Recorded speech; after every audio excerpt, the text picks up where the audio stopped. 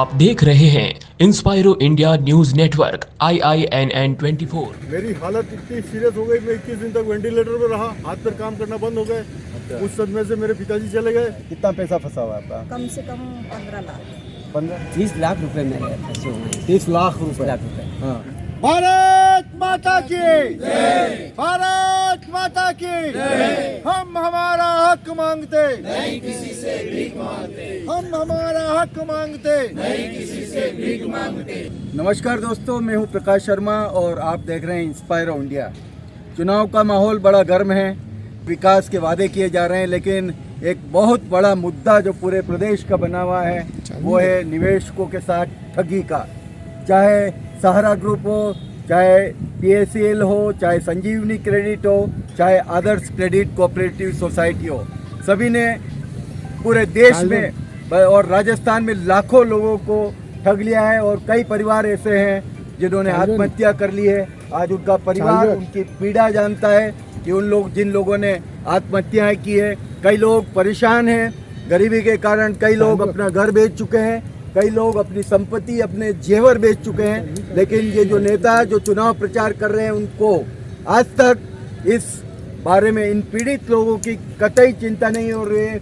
बड़ी संख्या में लोग आज उदयपुर के टाउन हॉल में इकट्ठा हुए हैं और इन्होंने अभी जो मीटिंग की है उसके बारे में क्या डिसीजन किया है और आगे ये क्या रणनीति अपनाना चाह रहे हैं। और जो हमारे नेता लोग जो सफ़ेद वस्त्र पहन के जो गली मोहल्लों में जा के लोगों को जो आश्वासन दे रहे हैं, उसके बारे में इनकी क्या राय है। और जो लोग आत्महत्या कर चुके हैं, आत्मदाह कर चुके हैं, उनको लेकर इन लोगों की क्या पीड़ा है। मैं सबसे पहले भरत कुमावत जी से बात करना चाहूँगा। ये उदयपुर में आदर्श क्रेडिट कोऑपरेटिव सोसाइटी और अन्य निवेशक जो है उनका नेतृत्व कर रहे हैं। कई महीनों से, बल्कि कई साल से ये कोशिश कर रहे हैं कि जो निवेशक है उनको उनका पैसा मिल जाए, ताकि जो दुख दर्द है लोगों का वो दूर हो। कई सारे लोग हैं, कई लोगों के 50,000 रुपये से लेकर करोड़ों रुपए तक इसमें फंसे हुए हैं और रातों की नींद उनकी खराब हो चुकी है, जबकि सरकार इन पे बिल्कुल ध्यान नहीं दे रही। भरत जी, क्या कहना है आपका? वैसे तो काफ़ी पीड़ा और मर्म तो प्रकाश जी आपने बताया है। और वर्तमान में ये 26 अक्टूबर से लेकर 25 नवंबर तक संपूर्ण राजस्थान में एक चुनावी जनसंवाद अभियान चल रहा है। उसी के क्रम में आज 22 नवंबर को राजस्थान के सभी मुख्यालयों और जिला मुख्यालयों पर, संभाग मुख्यालयों और जिला मुख्यालयों पर सभी निवेशक संयुक्त रूप से बैठकें कर रहे हैं। और आज एक बहुत ही बड़ा निर्णय पूरे राजस्थान में निवेशक लोग लेंगे मिलके कि 24 तारीख को एकजुट होकर एक साथ निवेशक क्या निर्णय लेंगे। और जहाँ तक कि इस अभियान की बात है जो 26 अक्टूबर से चला है, तो हमने तहसील अध्यक्ष, वार्ड अध्यक्ष, जिला अध्यक्षों के माध्यम से दोनों ही राष्ट्रीय राजनीतिक दलों के राष्ट्रीय अध्यक्षों और प्रदेश अध्यक्षों को ज्ञापन भिजवाया है और घोषणा की मांग की है कि आप राजस्थान के 2-2.5 करोड़ निवेशक हैं, इनकी समस्याएं हैं, उन पर गंभीरता से चिंतन मनन करें और आपके विशेषज्ञों को, विधि के विशेषज्ञों को, वित्त के विशेषज्ञों को लगाएं। और यदि आप चाहते हैं कि निवेशक का समर्थन चाहते हैं, तो आपको प्रत्यक्ष से निवेशकों के लिए एक घोषणा पत्र जारी करना होगा, जिसमें आपको स्पष्ट रूप से ब्लूप्रिंट जारी करके हमारे 2-2.5 करोड़ निवेशकों को विश्वास में लेना होगा, तभी वो मतदान करेंगे। अन्यथा राजस्थान में नारा चल रहा है कि भुगतान नहीं तो मतदान नहीं। और हमारे साथी लगभग ये निर्णय ले चुके हैं कि अब की बार हम चुनाव का बहिष्कार करेंगे, क्योंकि इस देश में प्रधानमंत्री से लेकर मुख्यमंत्री से लेकर प्रत्येक मंत्री तक हमने हजारों की संख्या में ज्ञापन पहुंचाए हैं, हमारी पीड़ाएं पहुंचाई है। लेकिन बड़ा ही दुर्भाग्य है इस आज़ाद भारत का कि इसमें हमें आज भी गुलाम भारत की तस्वीर नजर आई। प्रकाश जी, बड़ा आश्चर्य होगा कि ये जो नेता की नौटंकी कर रहे हैं इन चुनाव में, हमने 4.5 साल हो गए, हम दिल्ली में 3-3, 4-4 दिन तक भटके। जयपुर में महापड़ाव के लिए परमिशन लेने के लिए 4-4, 5-5 दिन हम भटकते रहे, लेकिन हमको परमिशन नहीं दी गई प्रदर्शन करने की इस आज़ाद भारत में। और मुख्यमंत्री प्रधानमंत्री ने हमसे मिलना भी जरूरी नहीं समझा और ये आंदोलन लावारिस नागरिकों की भांति न तो हमारे प्रधानमंत्री से मिल पाया, ना मुख्यमंत्री से मिल पाया और ना ही सहकारिता मंत्री से मिल पाया और आज भी अपॉइंटमेंट की डेट नहीं मिली है। और तो और छोड़ो, जिसको हम कहते हैं कि लोक सेवक, सरकारी नौकर, सेंट्रल रजिस्ट्रार ने भी हमने से मिलने से मना कर दिया, एक लिक्विडेटर ने भी मिलने से मना कर दिया। तो हमारा मैं ये प्रश्न पूछना चाह रहा हूँ कि राजस्थान में चुनाव हो रहे हैं, लाखों की संख्या में मतदाता हैं, कितने लाख लोग जो है आदर्श या की बाकी जो क्रेडिट कोऑपरेटिव सोसाइटीज़ है उनसे इफेक्टिव है, कितने करोड़ रुपए का एक घोटाला हुआ है? ये पूरे राजस्थान में लगभग सारी ठगी पीड़ित कंपनियों का देखें तो 50 से 60 हज़ार करोड़ का ये घोटाला है और उसमें से लगभग 2-2.5 करोड़ तो निवेशक हैं ही, हर दूसरे घर में निवेशक मिलेंगे और एक घर में 4-4, 5-5 निवेशक मिलेंगे। और हमारा संगठन जो है ठगी पीड़ित जमाकर्ता परिवार है, आदर्श है, कल्पतरु है, लगभग 25 लाख मतदाता सीधे हमारे आंदोलन से जुड़े हुए हैं और हम सर्वसम्मति से 24 नवंबर को एक निर्णायक घोषणा करने वाले हैं कि हमारा मतदान विजयी मतदान है।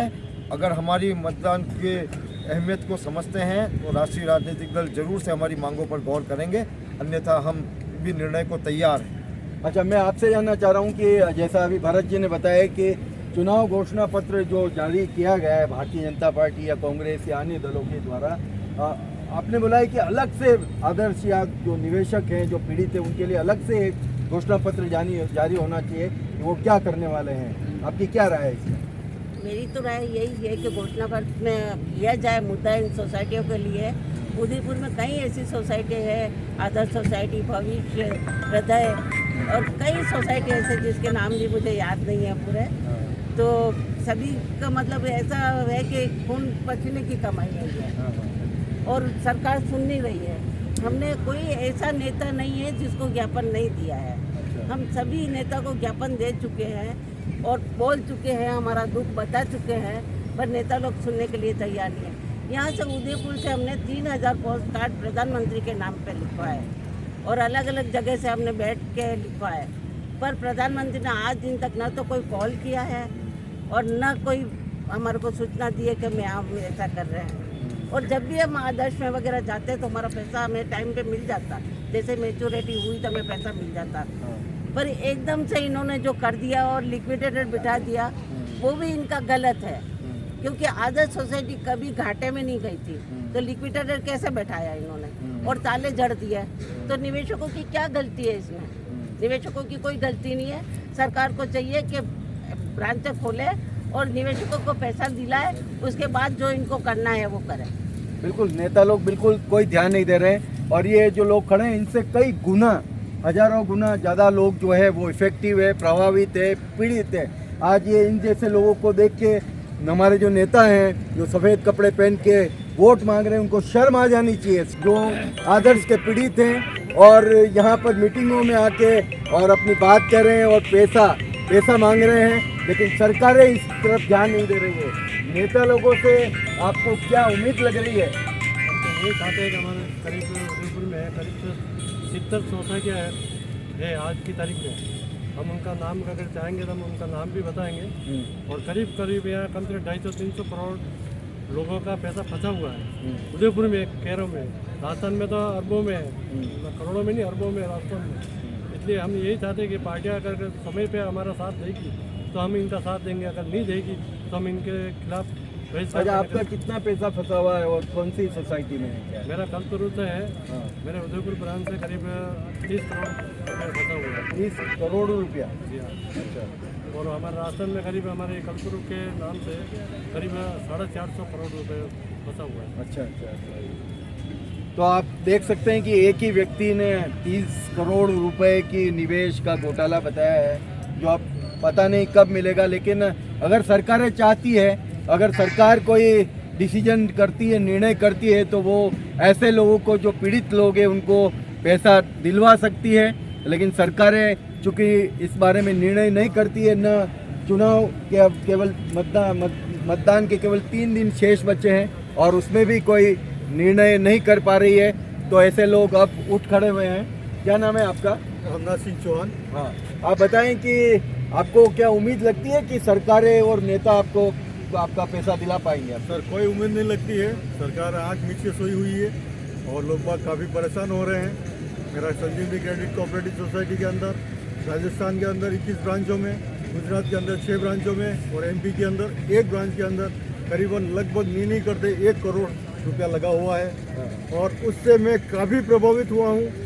मेरी हालत इतनी सीरियस हो गई, मैं 21 दिन तक वेंटिलेटर पर रहा, हाथ पर काम करना बंद हो गए। उस सदमे से मेरे पिताजी चले गए और मेरे घर की आर्थिक स्थिति इतनी डाउन हो गई, यानी कि उनके जाने के बाद लॉकडाउन लग गया और प्रेशर इतना बढ़ा कि लोग बाग यानी कि पैसे पैसा पैसा पैसा करने के चक्कर में मेरे को वापस मैं डिप्रेशन में चला गया। करीबन 1.25 साल तक मैं बिस्तर में रहा और बड़ी मुश्किल से आज मैं वापस उठा हूँ। तो मैं इस मुद्दे के लिए उठा हूँ कि कम से कम जितने भी सोसाइटी के मेंबर हैं, जो जितने भी एडवाइज़र हैं, वो मेरे साथ आए और इस कार्य को करने के लिए सक्षम बने। मेरा तो यही कहना है। मेरा एक यहाँ से आज एक आगाज़ करता हूँ कि आने वाले लोकसभा चुनाव के लिए अगर मेरे को इसका सही निर्णय नहीं लिया गया तो मैं अपने अंग का, अपने शरीर का एक एक अंग दान कर करके जिसका पैसा लगा हुआ है मेरे कोर्ट के अंदर, उनका सभी का पेमेंट मैं करवाने के लिए पहले पेमेंट करूँगा, उसके बाद में और इसकी सारी जिम्मेदारी सरकार की रहेगी। तो धन्यवाद। जैसा बहुत ही भावुक हो गए, 1 करोड़ रुपया इनका फंसा हुआ है। 21 दिन ये वेंटिलेटर पर है, बीमारी की हालत में पिताजी चले गए। कैसे ये काम कर पाएंगे, कैसे इनकी ज़िंदगी चल पाएगी, ये बड़ा सोचनीय विषय लग रहा है। मेरे साथ में कई सारी कुछ महिलाएं भी हैं यहाँ पे जो पीड़ित थे, निवेश का इन्होंने निवेश किया और लाखों रुपए करोड़ों रुपए इन लोगों के लग चुके हैं, कोई इन तरफ ध्यान नहीं दे रहा है। आपका क्या नाम है? आप कहाँ से आए आप? बेदला से। ये जो आपका पैसा फंसा हुआ है, कितना पैसा फंसा हुआ है आपका? कम से कम 15 लाख। 15 लाख रुपए आपका फंसा हुआ है। तो आपने कोशिश की और अब चुनाव आ गए, ये लोग कोशिश कर रहे हैं कि किसी न किसी तरीके से पैसा आए या मतदान नहीं करें। आपकी क्या राय है इसमें? मतदान तो करना चाहिए, पर जो ये सब लोग कह रहे हैं वो करेंगे हम उनके साथ में, या नोटा पे या फिर मतलब सुनो नेता लोग, सुनो हमारी गरीबों की बात, जो कि मतलब है जो हमारे पास में उन लोगों ने निवेश कराए हैं कि वो सब भट्टे पे जाती है। अच्छा। तो बिल्कुल इतनी गरीब है ना, आके रोती है, मेरे घर पे आके रोती है, पर मैं भी कहाँ से दूँ? हम भी बहुत गरीब हैं, मतलब हमारा भी मतलब कम से कम 8 लाख मेरा भी है। अच्छा। तो अब मैं क्या कर सकती हूँ इसमें? मैं भी आई हूँ मीटिंग में, कोई नेता लोग सुने हमारी गरीबों की बात। तो हाँ, यही कहना चाहती हूँ। आपने आप कभी व्यक्तिगत तौर से आप कभी नेता लोगों के पास में या सरकारों के पास में गए आपने? नहीं गए। तो ये महिला ने अपनी आप बीती बताई। 15 लाख रुपए, ये शायद आप एजेंट है, आप एजेंट नहीं है, आप ये एजेंट है और लोगों का पैसा इन्होंने एकत्र किया और ये पैसा जो है वो फंस चुका है, लोगों को वो जवाब नहीं दे पा रही हैं। मेरे साथ में एक और पीड़ित है। आपका क्या नाम है? हाँ, आपका कितना पैसा फंसा हुआ और क्या? 30 लाख रुपए मेरे फंसे हुए हैं। 30 लाख रुपए। हाँ। मेरा कहना है कि सरकार के पास कोई बजट नहीं चाहिए इसके लिए। हाँ। हमारा पैसा जो दबा के बैठी है, हाँ। वो उनको रिलीज करना है, तो ये क्यों नहीं कर रही है? जी। बजट चाहिए तो हम मानते हैं भाई, बजट आएगा वो आएगा, हमारा पैसा ईडी वगैरह ये सब लगा के ये बैठे हैं साहब। मतलब पैसा पड़ा हुआ है, वो बिल्कुल नहीं दे पड़ा रहे हुआ है हैं हमारे पास, सेबी और जो इनके पास है इन सब का पड़ा हुआ पैसा, तो क्यों ना इन पीड़ितों को पैसा दिया? तो हमारा तो निवेदन है कि सरकार इस ओर ध्यान दे और चुनाव में क्या करने वाले हैं यहाँ पर? भाई ऐसा है, हमें सपोर्ट नहीं करें तो हम उनको सपोर्ट नहीं करेंगे। सही बात ये है।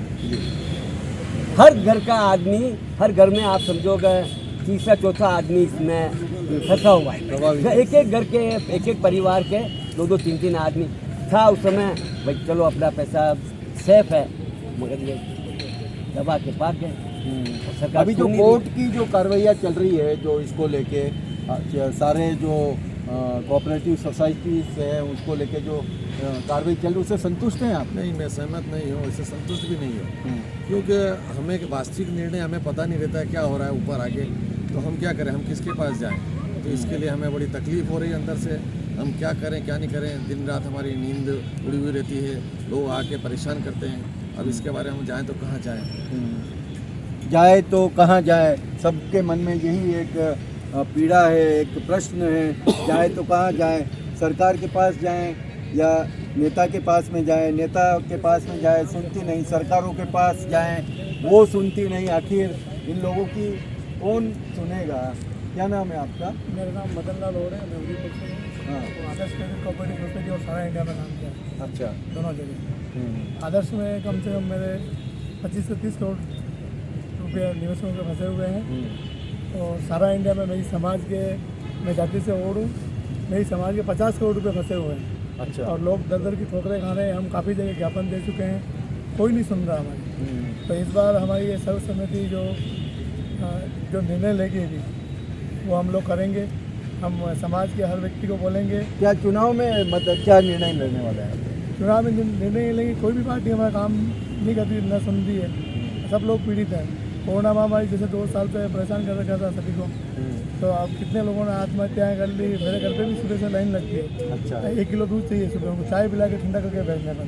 अच्छा। ये स्थिति कर। और अभी 3-4 दिन पहले ही मेरे घर पे भी कुछ नुकसान भी हो गए। कोई असामाजिक तत्व थे जो घर में चोरी भी करके चले गए। अच्छा अच्छा अच्छा। तो ये ऐसी चीज़ें हैं कि भाई पहले से हम परेशान हैं, और कुछ छोटा मोटा वो बच्चा था वो भी लेके चले गए। तो मेरा ये है कि मैं मेरी समाज के जितने भी लोग हैं और मेरे जो भी आस पड़ोस मिलने वाले हैं उनको सबको बोलूँगा कि हम लोग नोटा का उपयोग करेंगे, इस बार नोटा को ही समर्थन देंगे। अच्छा।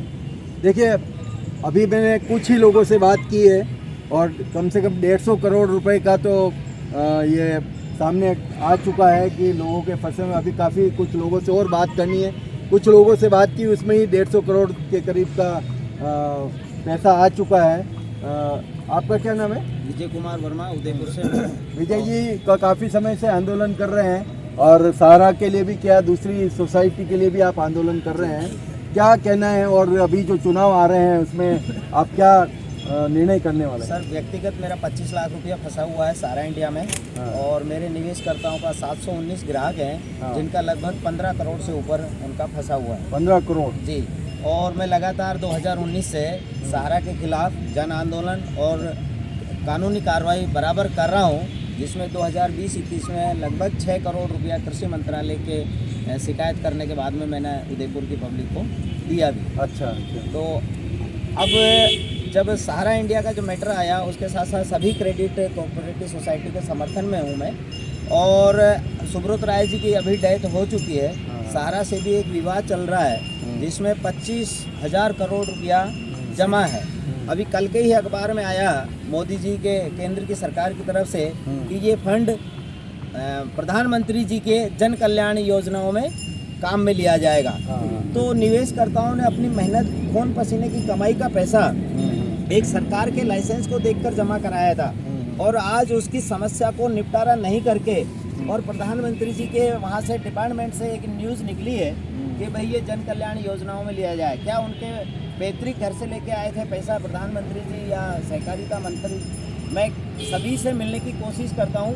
उदयपुर में जो भी राजनाथ सिंह जी आए, अमित शाह जी आए, नरेंद्र मोदी जी आए, मेरा ज्ञापन सभी जगह जाता है, कृषि मंत्रालय से लेके यहाँ तक।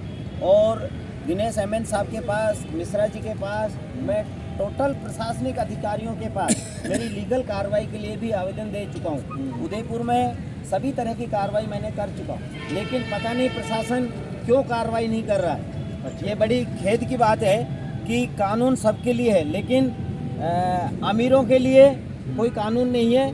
निवेशकर्ताओं के लिए 10 तरह के कानून हैं, उनकी कोई सुनवाई नहीं हो रही है। तो अब हमने दोनों सरकार, मैं पर्टिकुलर एक सरकार की नहीं कह रहा हूँ, क्योंकि पक्ष वाले तो कर ही नहीं रहे, लेकिन विपक्ष वाले भी मौन है। अच्छा। मैं सब तरह के इन राजनेताओं के पास बराबर जहाँ पे भी इनकी सभाएं हो रही है जा रहा हूँ, लेकिन उस मुद्दे को अपने मंच के माध्यम से कोई उठाने को लिए तैयार नहीं है। क्या सुब्रत राय ने क्या केंद्र की सरकार को खरीद लिया है या राज्य की सरकार को खरीद लिया है? इनके पार्टी फंड में इतना डोनेशन दे दिया है कि कोई भी बोलने के लिए तैयार नहीं है।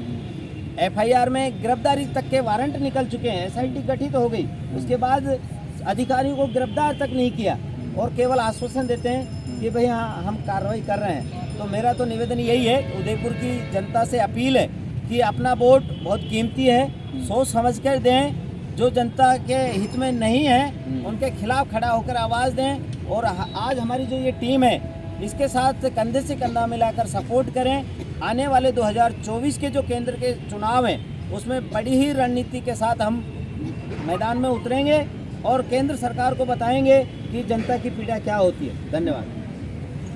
और थोड़ा चाय में आ जाओ आंटी जी, आ जाओ। हाँ, अब आप बताएं कि ये जो महा घोटाला जो हुआ है राजस्थान में और राजस्थान के बाहर भी अन्य राज्यों में, उसको लेके सरकारें कितनी आपको लग रही है कि चिंतित लग रही है या नहीं लग रही है? बहुत चिंतित लग रही है। और मेरा तो आदर्श में पैसा लगा हुआ था, मैं एक रिटायरमेंट हूँ। अच्छा, गवर्नमेंट प्रेस में छापा खाने में था जी। सारा रिटायरमेंट क्या शुभ नाम क्या आपका? जाहिद हुसैन। हाँ, बताएं। सारा पैसा उसमें लगा दिया बच्चे ने। हाँ, उसने होशियारी की। मैंने तो कहा पोस्ट ऑफिस में जमा करा दे यार, हाँ, लेकिन उसने माना नहीं हो। क्योंकि नहीं यार बाबा, आप समझते नहीं होने से में तो मैंने लेके जमा करा दिया। कितना पैसा लगा आपका? 10 लाख। अच्छा, मतलब आपकी जमा पूंजी जो जमा पूरे पूंजी जिंदगी भर की सारी थी वो लग गई वो उसमें? लग गए उसमें। खाली 6 लाख मैंने अलग से रखे, जो हज करके आया तो यात्रा पे जाकर आया। हाँ, हाँ। मियाँ बीवी पति पत्नी दोनों गए। आज कुछ भी नहीं है और दुख देख रहे हैं सब। तो अब क्या निर्णय लेने वाले हैं आप? आपकी टीम ने जो निर्णय लिया है, आप क्या नेताओं के बारे में क्या कहना चाह रहे हैं? आप तो ये बोल रहे हैं नेता लोग तो मक्कार है साहब, ये मक्कारी जानते हुए अनजान बन रही है। उनको सब पता है, लेकिन ध्यान ही नहीं दे रही सरकार। क्या अभी जो चुनाव चले हैं तो दोनों पार्टियों ने अपने चुनाव घोषणा पत्र घोषित किए हैं, लेकिन आदर्श से लेके संजीवनी, पीएसएल, सहारा या जो भी जिन कंपनियों ने ये घोटाला किया है उसमें उनका कहीं नामो निशान नहीं। क्या कहना चाहेंगे आप? और साहब क्या कहेंगे, क्या और आप क्या कहेंगे इसके बारे में कि इन्होंने आपको छुआ तक नहीं है? जो लाखों की संख्या में लोग पीड़ित हैं, आत्महत्या कर रहे हैं, लोग सो नहीं पा रहे, उनके रातों की दिन की नींद खराब हो गई है।